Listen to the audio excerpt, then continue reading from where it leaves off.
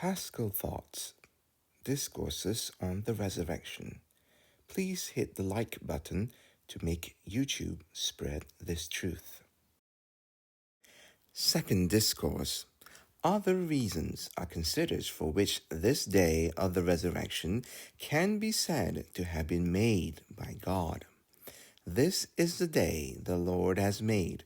Let us rejoice and be glad in it. One of the principal mysteries by which we may call this day on which the Saviour rose a day made by God is because it was especially dedicated and consecrated to Him above all days of future centuries. It retained the name Dies Dominica, the Lord's Day. Cardinal Bellarmine said, God has particularly consecrated this day to Himself so that by abstaining from all servile work we may devote ourselves entirely to sanctifying it with acts of piety and devotion. And listen to St. Gregory of Nyssa. From that Sabbath recognize this present Sabbath, a day of rest which the Lord above all other days has blessed.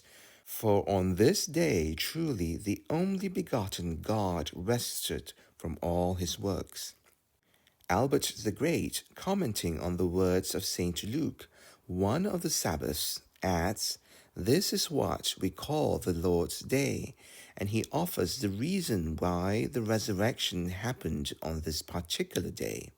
It was fitting that it be announced on the first day of the week, so that the same day on which God created heaven and earth might now be filled with the grace of the earth and the joy of the heavens by the resurrection. And just as on that day God said, "Let there be light," to illuminate heaven and earth, so too on this same day the light of the resurrection's glory might rise to illuminate both heaven and earth anew. This day is celebrated eagerly by the saints not only because of Christ's glorious resurrection, but also because it was consecrated to divine worship.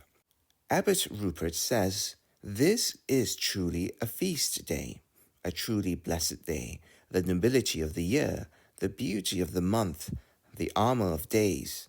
Because of the beauty of this day, paradise sparkled, the heavens were dyed in purple, angels were clothed in white, men were filled with joy. The singular grace of this day cannot be expressed in words." St. Ignatius the Martyr wrote in one of his letters, "Every Christian celebrates the festive day of the resurrection, the royal, the most exalted of all days." St. Lawrence Giustiniani said in a sermon for this feast, "This indeed is a splendid and celebrated day, higher than all others, holier than all others, in which the Creator of the world rose from the dead in his body and gloriously returned to the heights. This is the day the Lord has made." This day was clearly foretold centuries earlier by Malachi. "For you who fear my name, the Sun of Justice shall arise." Today, this sun rises to enlighten faithful souls who on this day more than any other in the year dispose themselves for grace, for the light, and for the knowledge of God. Let us again listen to St. Albert the Great. "This is the day spoken of in Romans 13. Let us cast off the works of darkness and put on the armor of light. Let us walk honestly as in the day." Just as natural daylight is brought to our bodily eyes by the physical sun shining over our hemisphere, so too the day of God is brought about by the true Sun of Justice, who inwardly illumines our souls with the light of his grace, dispelling from them the darkness of sin. And this is fulfilled particularly on this day, since his resurrection works in such a way that Christians commonly change their lives, renew their habits, and dispel all guilt and iniquity from their hearts, opening them to grace. And St. Paul said, "As Christ rose from the dead, so we too must walk in the newness of life." Saint Gregory of Nyssa says, "This is the day the Lord has made," a day quite different from those days instituted at the creation of the world, measured by the course of time. This is the beginning of a new creation, for on this day God makes a new heaven and a new earth, as the prophet says. Explaining the newness of this day, he adds, "In this new creation, the Sun of Justice is the pure life, the stars are virtues, the air is a noble conversation, the sea is a depth of riches, wisdom, and knowledge. The grass and the seeds are sound doctrine and divine teachings by which the people, that is, the flock of God, are nourished. The fruit-bearing trees are the keeping of the commandments." And he concludes, "On this day, the true man is created in the image and likeness of God." How many conversions and transformations take place on this day, of hearts hardened and accustomed to sin? How many reforms and amendments? How many return to true penance? Even though St. Ambrose refers to the night before as night, he still says of it, "This is the night of which it is written, and the night shall be as bright as the day, and the night shall be light for my delights." What is the distinction between day and night? It is this: he calls the light day and the darkness night. But if we can prove that this night was free from darkness and as luminous as the sun, then it too can be said to be a day made by God. God made the day, but he was not the author of the night. He did say, "Let there be light," by which day was formed. He called the light day, but he did not say, "Let there be night," or "Let there be darkness." These resulted by themselves from the absence of light. Here, then, is the difference we can observe between the other days and this day, which is said to have been made by God. Other days are composed of day and night, light and darkness. Evening came and morning followed one day. But this day is free from darkness and therefore from night. Saint Maximus has this to say: "This light brought not the shadows of night, but removed the darkness of death." It seems the evangelist bore witness to this truth at evening on the Sabbath as it began to dawn. St. Peter Chrysologus says this: "Evening does not begin the day, nor does it bring darkness. Evening does not darken, but brightens." He seems to infer in the following words that we should not be surprised by this, since it is a day made by the eternal Sun. Evening, the mother of night, gives birth to the day. It changes the order, recognizing its author, and longs to serve the Creator rather than time.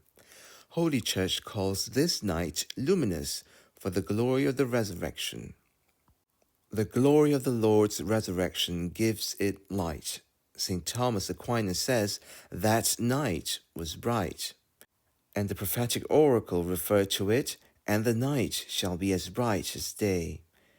Abbot Rupert has this to say: "Therefore the Holy Church celebrates this night as equally as the following day, as much as it can, for both Vespers and the following day exult in the same victorious observance of the resurrection." This is also confirmed by what St. Mark wrote of the devout women. They bought spices so that they might anoint Jesus, and very early on the first day of the week they came to the tomb just after sunrise. How do very early and already at sunrise agree? One could answer they set out early in the morning and arrived at the tomb just as the sun had risen. Elsewhere it is written, "Very early they rose, and already at sunrise they saw."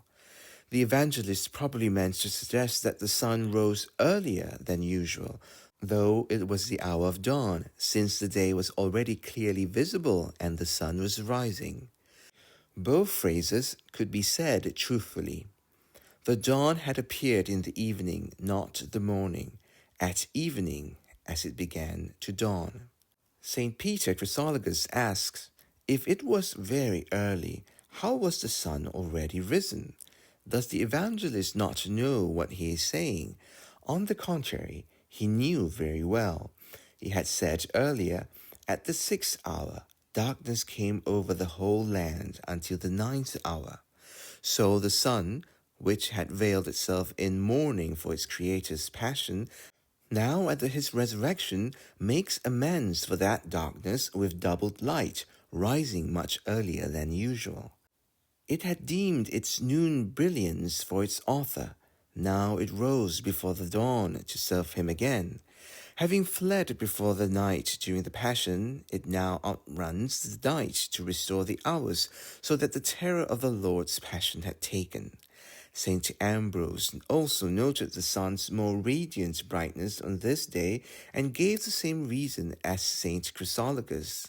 "I believe the sun itself was brighter on this day than usual, because it had to rejoice in his resurrection, just as it had wept at his passion."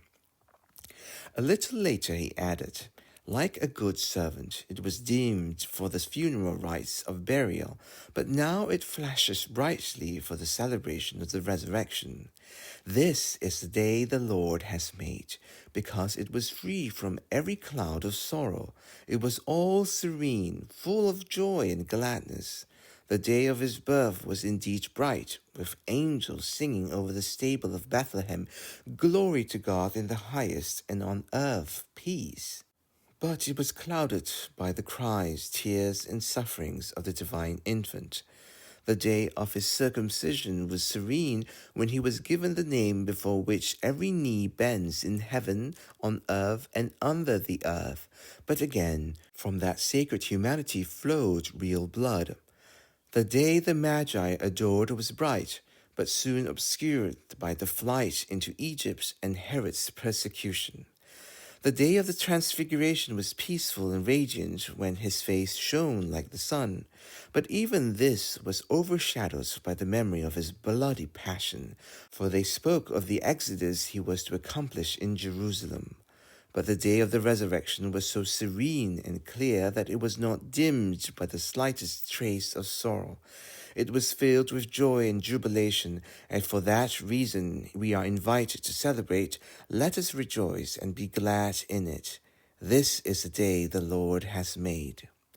An anonymous writer wrote this: "Even though God made all days, this one he made especially, not because he made this day more than the others, but because on this day he did more for us than on any other." St. John Chrysostom wrote, "Here, day does not refer to the rising of the sun, but to the glorious deeds that were done on this day." He points out that on this day reconciliation with mankind was made, a long war was ended, earth and heaven were joined, men unworthy of earth were deemed worthy of the kingdom. Our human nature was lifted to the heavens, paradise was opened, our ancient homeland was restored, the curse was erased, and sin taken away. The whole earth and sea recognized their Lord. Nicholas of Lyra gave a similar explanation of the psalm verse, "This is the day," saying, although God made all times in general, a particular time is said to be made by him because of the great good that happened within it. Please let us know what you think of this discourse in the comments section. And remember to like this video to make YouTube spread this truth. And thank you for your generosity. God bless you.